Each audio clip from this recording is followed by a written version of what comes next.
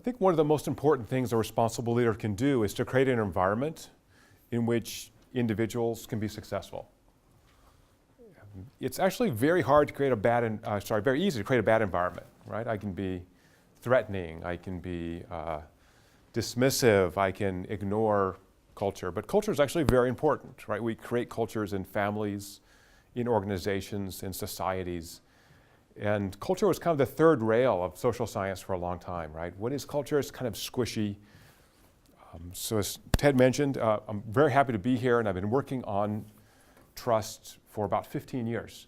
And in that time, I've had companies come to me and say, gosh, you're supposed to be some kind of expert on trust. We think it's sort of important for our culture. We don't know what to do. Can you help us? So for the past 5 or 6 years, I've been doing that, developing tools to try to understand how to build high-performance organizations. Let me say, leading an organization is a very difficult job, and I think of it as a difficult neuroscience problem. You have a diverse set of individuals. You want them to voluntarily choose to spend their time, energy, to work for the goals of this organization.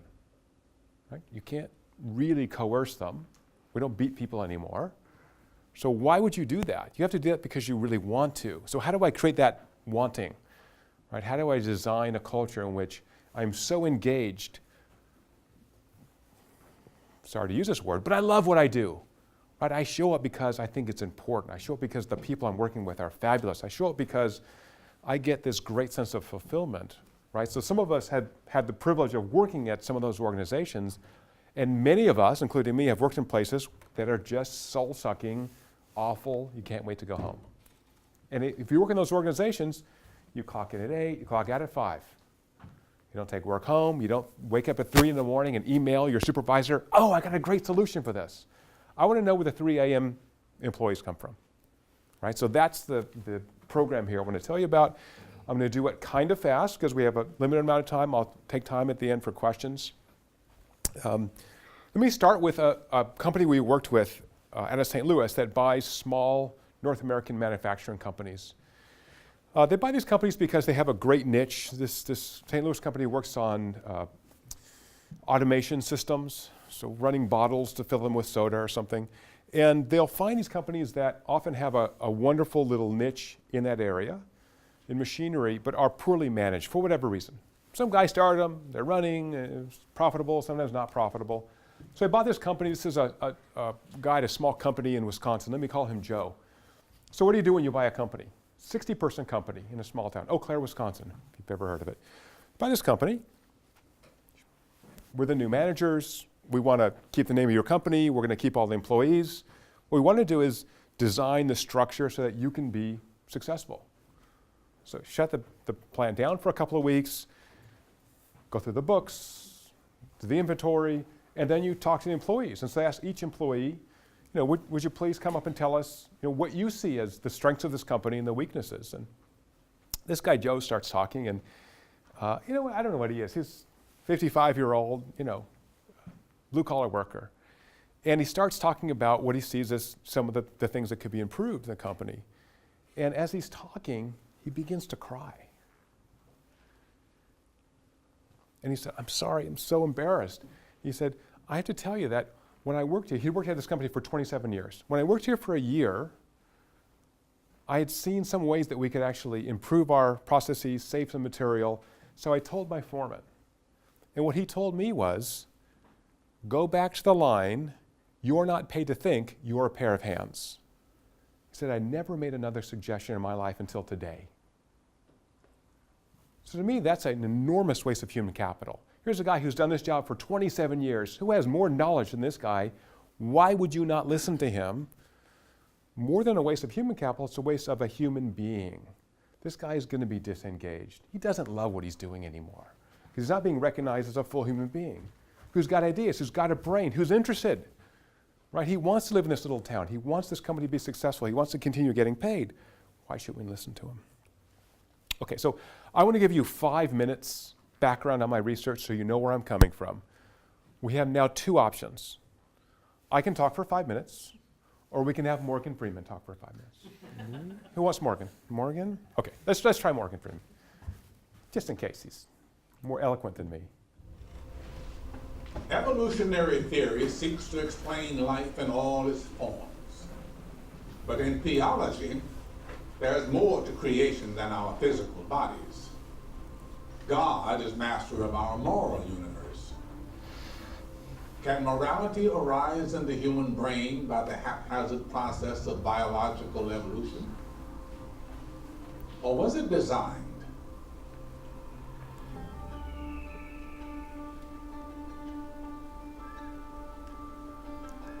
Professor Paul Zak from Claremont Graduate University is a scientist on the frontier. He's a pioneer of a field called neuroeconomics, which is the study of how brain chemistry affects people's decisions in life. His latest quest is for the origin of human morality. My mother, before she was my mother, was a nun, a Catholic nun. So mom was the ruler of the morality world. But I really had this underlying kind of worry that, gee, aren't there many different forms of morality? Where do good and evil come from? And that's the question I really spent my time running experiments to identify. Paul thinks there might be a single molecule responsible for morality. His research has led him to one possible candidate, a brain chemical called oxytocin. Oxytocin is a chemical the brain makes that until about 10 years ago was only known in humans to facilitate birth and breastfeeding. So when I first started doing this work, one of my colleagues said, it can't be that important if it's only for women. But in fact, men's brains make it too. And the question was why? Is it actually doing something? Paul wondered if oxytocin had a larger role than aiding in reproduction, that perhaps it helps all humanity feel compassion, love, and trust. In order to find out, he began a long-term study of how this brain chemical fluctuates when a person is forced to trust a stranger. Today, his test subject is himself. We're going to go skydiving today to find out what happens to the human brain when you're under high stress in the presence of another person. So we've shown in the laboratory that oxytocin facilitates trust in strangers. So how about trusting your life to a stranger? That's what we want to test today. Paul first takes a sample of his own blood on the ground. This will be used as the baseline level of oxytocin, so he can compare it to his blood levels when he lands. Tandem skydiving is the ultimate test of trust. 2 people, 1 parachute. Paul's life is in the hands of his instructor, Andy. So this is Andy, so I just met him for the first time, and I'm going to strap myself to him and jump out of an airplane at 12,500 feet. So I don't know how you're trained, I don't know the pilot, I don't know who packed your chute. I don't even know that either. Yeah, okay, so. After a brief coaching session on the ground, there's nowhere left to go but up.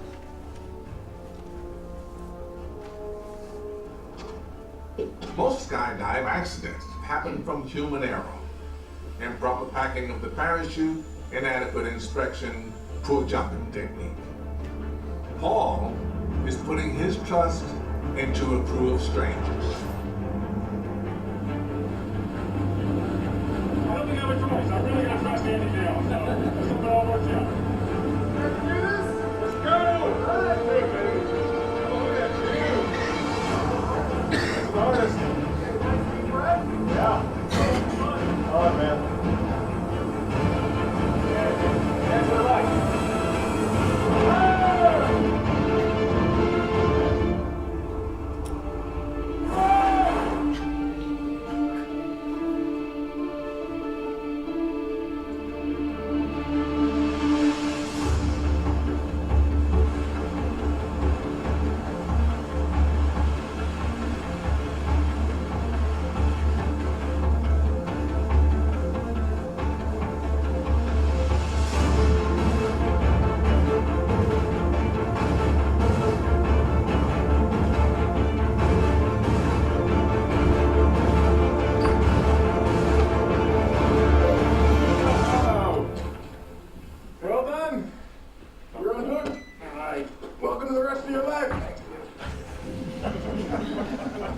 After the jump, Paul immediately draws his blood again.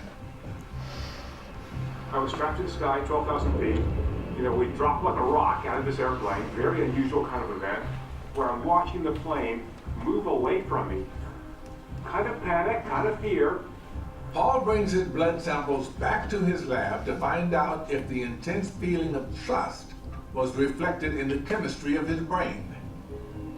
As one might expect after jumping out of an airplane, Paul had almost a 500% increase in cortisol, a stress hormone, and a 40% increase in testosterone, which is associated with the feeling of courage. But did the skydive cause a moral molecule to jump into action? I had about a 17% increase in oxytocin. 17% is actually a fairly large increase for an interaction with a stranger. So for example, at a bride at her wedding that I went to, I took blood before and after, and found that she had a 28% increase. So I'm half as connected to my skydive instructor as the bride was to her groom at her wedding. So that ain't bad. Paul's studies have shown that oxytocin levels are strongly linked to other social behaviors besides trust, like empathy and generosity. If oxytocin is the molecule that controls our moral behavior, where did this molecule come from? Was it designed by a creator who yearned for a moral society? I want to be humble and say, look, I don't know what happened before evolution started happening, and if there's a God, how wonderful is that? But it's not my place as a scientist to say whether God exists or not. I think that's a question of faith. Is a moral molecule in our brains the sign that we are designed by a holy God?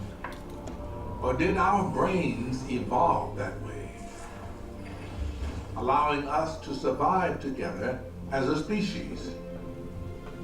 If it is oxytocin that makes us trust and tolerate one another, maybe this single molecule is the answer to bringing creationists and evolutionists together. Creationists argue that only the guiding hand of God could arrange the countless atoms of the cosmos into the remarkable pattern that exists today. That moral molecules would only form in a moral universe. Theory of evolution argues that one simple rule, survival of the fittest, can explain everything that lives today, from the most rapacious predators to beings like us, who are guided by a deep sense of what is right and what is wrong. The debate isn't likely to end anytime soon.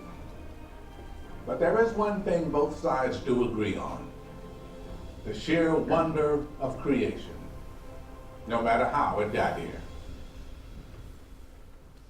Thank you, Morgan. We're like this now. It's amazing. We went through something together. Okay, so we've spent 10 years plus identifying the brain circuits that allow us to trust other people. We know what inhibits this response. We know what promotes it. We know how development affects it, how genes affect it. So we know a lot about this brain circuit.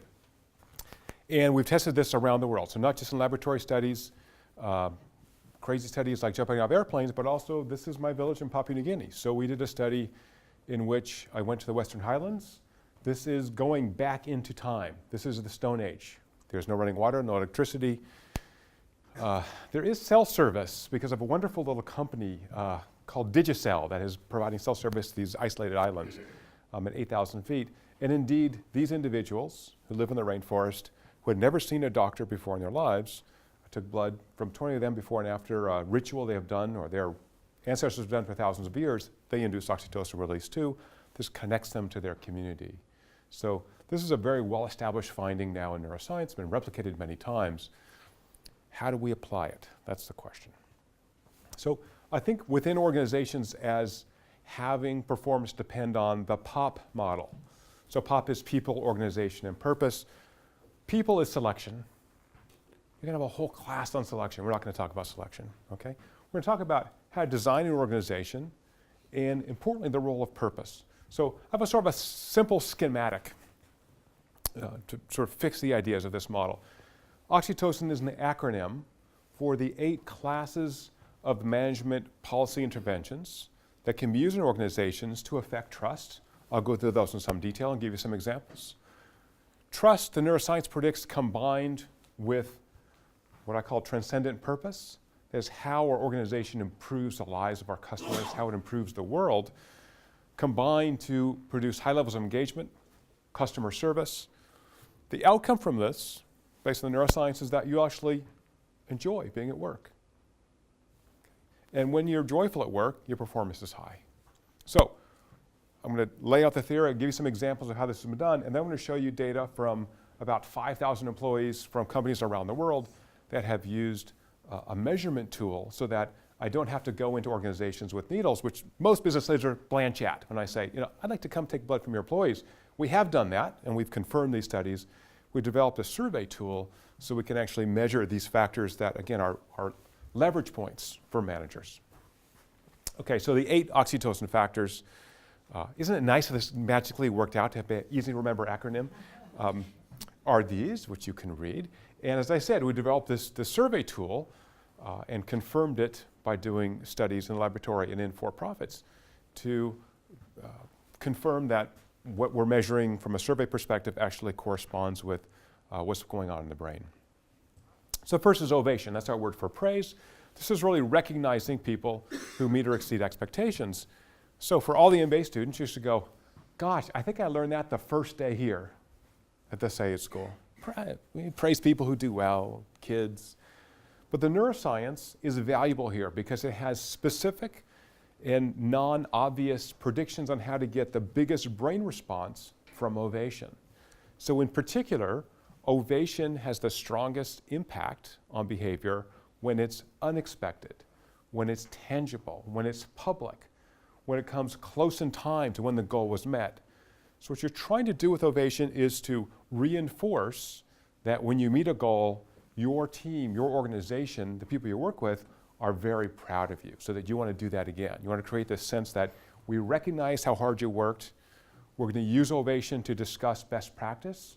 So how did you do this? You're working on this project, right? So where is it? Perron, wave to everybody, my former graduate student, now a postdoc at Oxford, wonderful.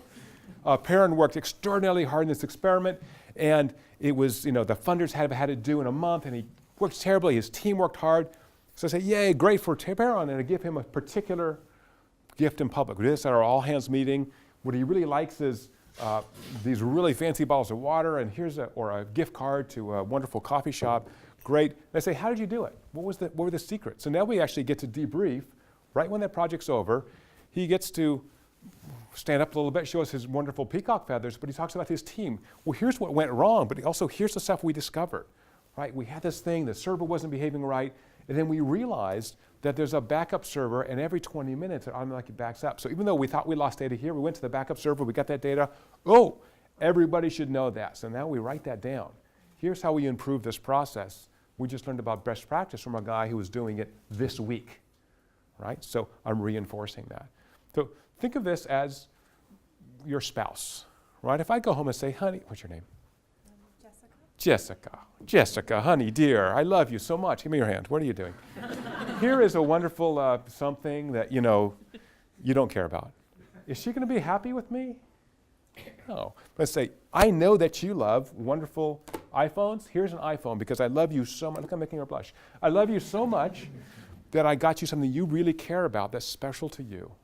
Right? So make it particular. Right? If I just give you the Poi the Monk parking place, everybody gets that. It's not interesting, right? In fact, it never gets used. It's the companies I see. But if I say, Jessica is so special, she worked so hard on this project, her team was so extraordinary, I want to give her something she cares most about.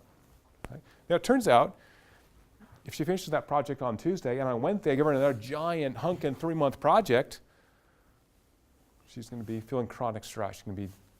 So the neuroscience is very clear. You need a refractory period. So how about my gift is, tomorrow, you and your team, I'll get you tickets to go someplace fun. For me, I live in Southern California, it's Disneyland. So I got your whole team tickets to Disneyland. Here's $400. Go knock yourselves out, eat, ride, laugh. You guys enjoy yourself. You earned it. You did a hell of a job. And then come back refreshed. Thursday, do your email. Friday, Monday, we'll start new. Right? So I recognize you as a full human being. You need downtime. You need to catch up. You worked really hard to get this project done on time. So a company we're working with is the Container Store. This is a US company, has about 60 locations. They sell containers. So 80% of the clients are women, and it's a very high-touch business. One of the findings we've had on sort of indicators of high-performance organizations is low turnover. So in U.S., this is retail sales. Average retail sales turnover is 100% annual. Turnover everybody once a year. Turnover at the Container Store is 10%. They spend a lot of time training employees. They do amazing ovation. So they repurposed Valentine's Day to be We Love Our Employees Day. So every employee gets a gift basket. They have nice chocolates and personal care stuff. They get a video, funny video from the founders. One year, the year I worked with them, they put 10-foot high signs on top of their Dallas headquarters that said, "We love our employees." They bought ads in the New York Times, right? So Peter Drucker, former, now late colleague of mine, said the organization's first responsibility is to the employees, not to the customer, to the employees. That's what makes you successful, right? So the Container Store certainly recognizes that by recognizing those who are working hard to make this business work. Okay, expectation. I'm giving you the data here. This tells you how much of the variation in organizational trust each of these factors explains. And they're not independent, of course. They're going to sum to more than one. News to the world. Stress is not bad, full stop. Chronic stress, super bad. That gives you cardiovascular ill health, diabetes, depression, that's bad. But challenge stress, like when I jumped out of the airplane, super good. We love it, right? So the expectation module is designing challenges at work. So my view is that everybody is a knowledge worker. Another great Druckerism. Everyone's a knowledge worker. Your janitor uses a computer to do something, right? So if that person has a speck of human capital, they can go somewhere else. So think of them as volunteers. I want to design challenges that would be so engaging that you would come in even if you weren't being paid. Right? That's my goal. So I want to make those challenges hard but attainable. I want to give you the training. I want to give you the resources to be successful. I want to give you lots of feedback, right? But give you very clear, concrete goals. So if I give Jared the goal of double sales this year, chronic stressor, I got a goal of how the hell do I do that? But if I say, Jared, this week I'd like to make 5 more sales calls. Okay, that I can do, right? And then I'll come back at the end of the week and say, how did it go? You talked to 5 more people. Did any of those turn into sales? Yeah, one of those did. Okay, great. Let's keep doing that. Let's increase your number of sales calls 5 per week. Let's see if we can consistently now increase sales by 1 out of 5. That would be awesome, right? We're going to recognize you for doing extra work. We know it's going to be harder. We're going to give you extra administrative support to do your extra travel sheets or whatever you're doing so that you actually have time to do the most important thing, which is sell our product. Okay, so, and then when I set up this challenge, I've got to go back to step 1, do ovation. Now at the end of the quarter, I go, you know who did a fabulous job this year? Jared. He increased his sales calls by X percent. His sales went up this much percent. Jared's awesome. Here's a gift for you. How did you do it? Tell everybody else. This is valuable knowledge. You're on the front lines, right? So design challenges, super fun. But again, have that refractory period. You've got to recover from a challenge or it's no fun. Okay, the third is yield. So one way to continue to innovate in terms of culture is to allow mistakes. Again, not the first thing you want to hear at a business school, right? If you're managing, don't you want to manage for 0 mistakes? I want perfection. Except what is perfection? Whose perfection are we talking about? I design the business. I'm the leader. Obviously, I know everything. I know the right way to do things. I design these processes. So yield is allowing people to choose how they complete that process, right? So here's your goal. Say I'm telling you 20 more sales calls, and I say, look, I'm going to give you 20% more time by having some person pick up some of your work. Now you can do with that what you want. How are you going to use that time? You're a sales guy, right? You decide how you're going to use that time efficiently, and I want you to try different things. I want you to innovate. When you reach goals, we're going to celebrate, then we're going to debrief and figure out how you do it, and we'll spread that knowledge widely. So I want to have small amounts of innovations, positive and negative. If they're negative, get rid of them. If they're positive, run with them. Okay, so this is train generously, train intensively, and delegate generously, right? So I'm going to delegate these to you, but I need to have this feedback loop now all the time, learning, constant learning on what we're doing. What happens when you do that is that now Jared has full ownership of this project. Instead of me saying, do 5% more sales calls or 20% more sales calls, now you got a whole day off. You get a day that you didn't have before. What do you think is the best use of your time? You've been doing this job for 3 years. You know a lot about this job. What do you think is most valuable to you? Right, let's talk about that. What resources would you need? So this is the super to be successful. This is really kind of a shared leadership model or a coaching model where I want to make everyone around me successful by giving them the training, but also full buy-in to these projects. Okay. So it's essentially crowdsourcing mistakes. The last paper that Peter Drucker published in the Harvard Business Review before he died was called Managing Oneself. Wonderful title. Drucker's view, not just in that paper, but for many years before it, was that anyone who was a knowledge worker, which I claim is everybody, has got to manage their own self, right? You are your brand, right? You're in charge of your life. So the transfer module is not only delegating work to you, you decide how to do it, but now lets you bid for work. So we've got this new project, we have this client, it's got a 3-month term, we've got this many resources to do it. Who has interest, who has time, who's got the expertise to this project, right? So I'd rather have people in my group, which we do, is bid for the work. That's a project I really want to do. I want to be the lead on this project, right? I'm going to take lead, I'm going to build a team around myself, I'm going to get these resources, we're going to do this thing, right? So now it's my project, so now I'm fully engaged in this project. So once I do that, I can cut out layers of management, right? So you're self-managing. So if Para never takes lead on a project, like in my lab, you led a couple of projects actually as a graduate student. If you're never lead, then you never have that experience of managing people, managing all the resources, getting the work done, and you haven't really grown. If you never lead, then, or if you've never even volunteered to help other people, probably this is not the place for you, right? So I want to allow you to bid to do this work. This induces what psychologists call a high locus of control. So now I'm actually controlling my life. Locus of control is very good for mood, for health, see fewer depressions. So once you control your life at work, then in some sense I'm treating you like an adult. You got dressed this morning, you put your clothes on, you had breakfast, you got to work on time. Why when you get to work am I going to micromanage you? Right? I want to encourage you to be completely successful. To do that, I really have to yield management. So we worked with a number of interesting companies that don't have any job titles. You guys have heard of them. Semco in Brazil is a famous one. We worked with a company in California Central Valley called Morningstar Tomato. It was written up in Harvard Business Review a couple years ago. No job titles. It's the largest producer in the United States, about 50% of all the tomato products. Tomato paste, do tomatoes, blah, blah, blah. Extraordinarily efficient company. No one has job titles. Every year, 80% of the workers are seasonal. So they work about 6-7 months in the harvesting season, processing tomatoes.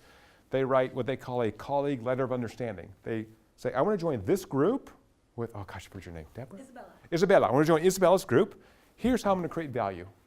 And my group is going to monitor. I don't need a boss monitoring me. We're going to monitor. What are we doing? We're sorting tomatoes. We're the tomato sorters. Let's do that. Right? So here's my goals. My supervisor gave me an expectation. We're going to work on that goals. The goals are all public. They're on these big monitors in their factories.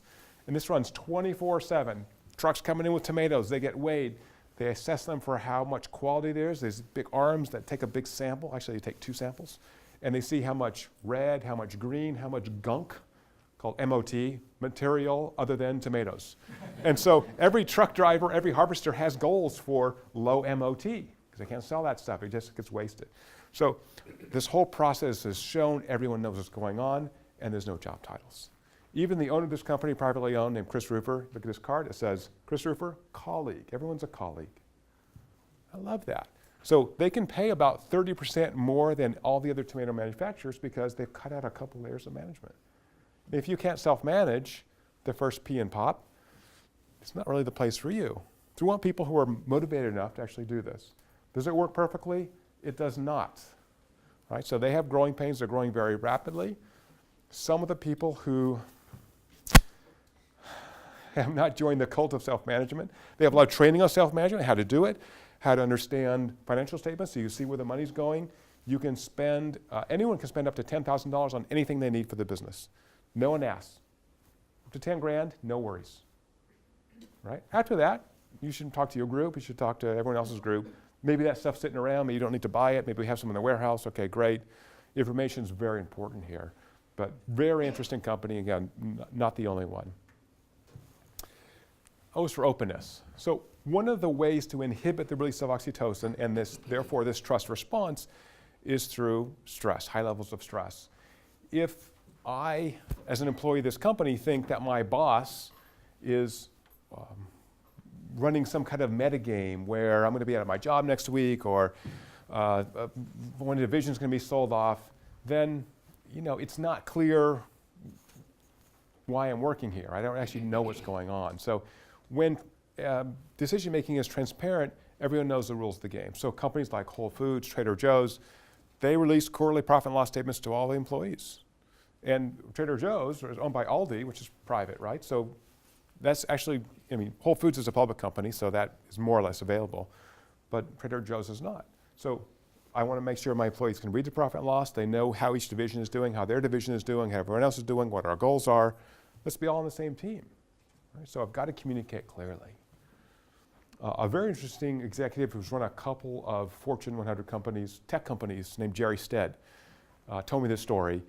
He took over an old line computer company, it's 20 years ago, and he had an open door policy. So this had a penthouse elevator with a garden in front of it, so you couldn't get to see him. So he got rid of all that. Put my desk in the pit with everybody else. If I'm the CEO, I'm the information aggregator. I need information. I need to send out information and bring information in. Second thing he did was he said, look, no closed doors, right? We want pure information flow. We don't be hiding things from anybody. But of course, people will close their doors, talking to their wife, whatever. So one weekend, he met the physical plant folks at this company. He took off every interior door. Okay, one level you say, well, that was a stunt. Another level, it's making a statement, right? If you got to close your door, don't talk about it at work, right? If you're talking about it at work, everyone should know everything. Then we reduce this uncertainty about what's going on. Uncertainty is a stressor. So very clear communications. I'm going fast, I know, but we'll take questions in a second. The second is this caring component. So caring really means having empathy for other people. So for some reason, there's this notion that when I walk in my business, I become some kind of robotic automaton who doesn't have emotions and feelings, right? So we are social creatures. We're going to build relationships with people that we work with. It's inevitable, and it's okay. It's expected, right? So the caring component says, I want to see you as a full human being, right? You're not a human piece of human capital. That sounds like a machine to me. I don't like talent either. I don't know what talent means. You're a human being, right? You work here. You also have a family life. You have a life outside of work. I want to recognize that. I want to recognize you as a human being.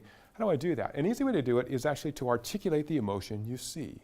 So I see Jared and I say, hey Jared, gosh, you look happy, sad, tired, upset. How are you today? Instead of just saying, how are you? Oh, I'm fine, how are you?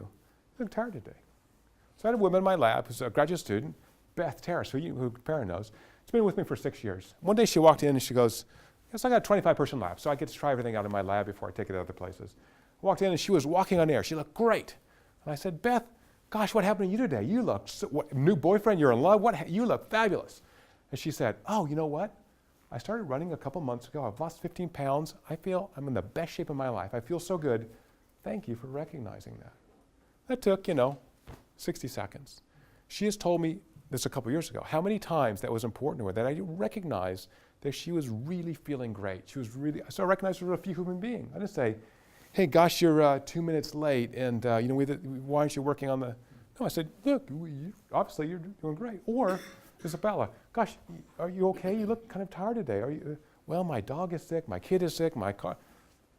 Is it serious? Do you need to go? I'm really concentrating on the lecture. I know, you're so focused. Can Jared cover your work and then you can go and you can relax and have a glass of wine? No. Right, so it's really articulating that I want you to be fully here. And if you're not fully here, sometimes that's the best you can do. But other times, I'm going to recognize that we're going to have a relationship. I should care about you as a person first, as an employee second. Okay? If you do that, again, people are so engaged, right? There's a place that really cares about me. Okay. Second to last is invest. So it's actually very important to human beings to have this sense of growth, right? So if I'm growing at my workplace, then it's a place I want to stay. I'm flourishing.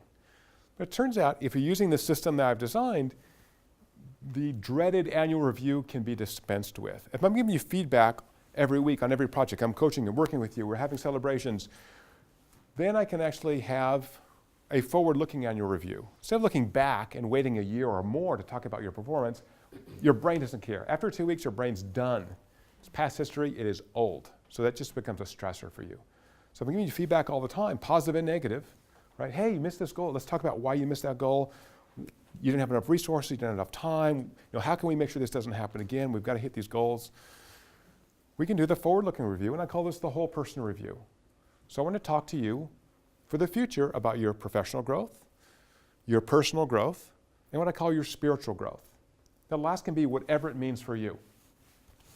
So for my student Beth, it was running. So I talked to her, did her review, and I said, what's really important to you outside your family and work? And she said, what's really important is that I can run a couple of days a week in the morning. I don't want to come in at 8 o'clock. Could I come in at 10? Tuesday, Thursday. Yes, perfect. Let's do that. Oh my God, that's great. Okay, is she engaged? Yes, she is, because I saw her as a whole person. The personal part is your family happy? Is your spouse happy? Is this the right location for you? I want to be ahead of the curve. I don't want you coming into my office 3 months later, pulling your hair out going, oh my God, I got to move because my wife is going to leave me because she hates living in Claremont. Not good. Is this working for you? Is this happy? Are you getting a good work-life integration? Not balance, but integration, right? We're knowledge workers. Is that balance working for you? Are you finding yourself working too many weekends or nights? So Boston Consulting Group has something they call the red zone.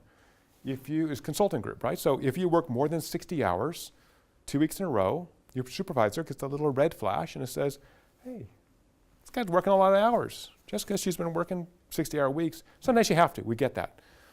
After 4 weeks, you get the double red. So you know what? You have too much work. I'm going to dump some work off on other people because we want you to be here long term. We're invested in you being successful. For professional growth, I'd like to talk about the key question being, am I helping you get your next job? Right? Let's have that conversation. What's your next job look like? Is it here or is it somewhere else? Where do you want to be? Do you need a conference do you want to go to? Do you want to go to a networking event? Right? I'm invested in you as a human being, not as an employee. Maybe you move to some other place. Good for you. We can start doing business there too. Right? And then maybe you come back in 3 years, you work for us, and you bring all that knowledge here. Right? So let's have that conversation now. Are you moving forward? Now, my secretary I've had for 20 years, her name is Gwen, every year she says, oh God, why are you asking me that question again? I'm going to retire here. Okay, good. I'm happy with that, except I just want to make sure you don't feel so bored doing this job that you want to move somewhere else. And if you do, I'm the first one to support it because I'm invested in you as a human being. Okay. And lastly is natural. So it turns out that a really effective way to get people to trust you is to show your vulnerabilities. With one caveat, which is you have to be seen as competent, right? If I'm incompetent and vulnerable, then I just look like a doofus. That's not good. But as long as I'm competent, I say, look, Ted, we're working on this project. I really need your help. I told this client we could do it. Kind of can't do it. But you've done this before. Could you actually work on this project with me? I know you're busy, but I really need this, right? I kind of bit off more than I can chew. I'm going to ask for your help. I'm going to show you my weaknesses, right? So as long as I'm competent, so look, I need some help here. Or who can do this project? Who can help me? Parent can tell you. We do this all the time in my lab. We talk about, hey, we took on this big hunkin' project. We got $1 million from the government. Wonderful. Okay, now what do we do? We're in trouble, right? So we're going to put pieces together. Do you know someone who can do this part of the project? Do you have a friend or a colleague who can do this? Let's put a team together. In psychology, they call it the Pratfall Effect, right? So if I'm competent and I fall, and then it's actually very appealing. Oh yeah, this guy's normal. He's the leader, but he tripped and got himself up. He's a regular human. Puts his pants on one leg at a time like everybody else. So being vulnerable is actually a very effective way of building trust. Southwest Airlines is a great example in the US. You guys know all about it, but funny, they have fun. Herb Kelleher was the founder and CEO, would go and move luggage and hand out drinks on the planes and put on a funny chicken suit and walk around and just be one of the guys, right? Is he competent? Oh yeah, super competent, right? He drove this to be a very successful company. I mean, now from this minor carrier to a major carrier. But was he having fun? Was it cool? Yeah, he wanted to hang out with her. He was a great guy. All right, so let's take it home. So if I take those data for those 8 components, regress them on organizational trust, I can explain 100% of the variation in trust. So we have all the components that we need to explain organizational trust. And then when I'm fully engaged, that trust goes from employees to customers, and customer service is fabulous. Okay, so the last part is this kind of key equation. So the brain's very conservative. It reuses pathways that evolve for one purpose for multi-purposes in the modern world. And trust and purpose have this same pathway. This is this transcendent purpose. This comes right out of Deming, by the way, one of the great thinkers, 20th century management thinkers, Edward Deming. That once we understand this transcendent purpose, then we have this synergistic effect with trust, right? So not only am I trusted to be successful, but I understand why we're here. We're here because we make the world better in some way.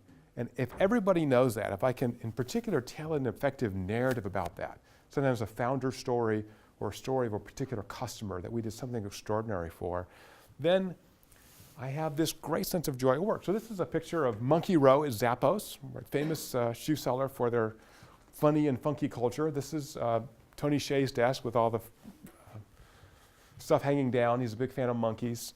And he's in the pit. He's with everybody else. He's the CEO. He's the founder. And he's working like everybody else. So make it fun. Right?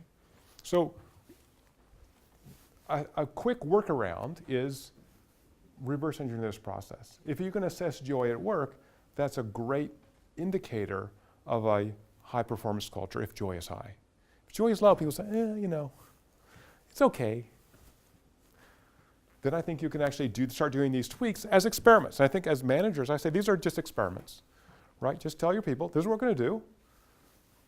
Read this book, heard this guy talk. We're going to try this for 6 months. We're going to measure outcomes before, measure outcomes after. We think it's going to be great for you guys. If it's not, we'll go back to the status quo. It's all right. So this kind of continuous improvement of culture, just try to continue tweaking this culture until it gets better and better, get lots of feedback. It's really a bottom-up model, kind of inverted pyramid, right? But listen to the people who are doing the work every day. Okay, outcomes. So this is again from 5,000 employees across industries. Less stress, more energy, higher productivity, directly measured, not self-report, more joy at work, greater sense of purpose, big effect on retention. And then we have some really interesting new data that suggests there's a kind of positive ROI from doing this. Greater job satisfaction, lower employee turnover in particular, more innovation. We've actually run experiments on directly measuring innovation at different companies. Fewer sick days, a third fewer sick days. At least in the US, that's money in the bank. And people more satisfied with their lives outside of work. So think of this now. Think of this sacred trust that you have as a leader, as a responsible leader, to not only make the workplace culture engaging, valuable to you, but if you do it from a high trust perspective, you're a better citizen, you're a better parent, you're a better spouse. What could be more important than that? You're creating a better world by creating a culture of empowerment, of trust, and performance. Okay, so turns out some work out of the Wharton School a couple years ago showed that, in fact, these Fortune best companies to work for have much higher stock returns as well. Not only is it good for the employees, good for productivity, the stock market recognizes it as well. So how do you do these interventions? 2 more slides and I'll take questions. Identify the objective. How are you going to measure change? When's the period of change? Communicate. Very important. Communicate what we're doing and why. Implement the change. If it works, run with it. If not, abort, go back. Right? Continuous improvement in culture. Right? You don't have to go from sucky culture to perfect culture in one step. We'll just try to make it better and better.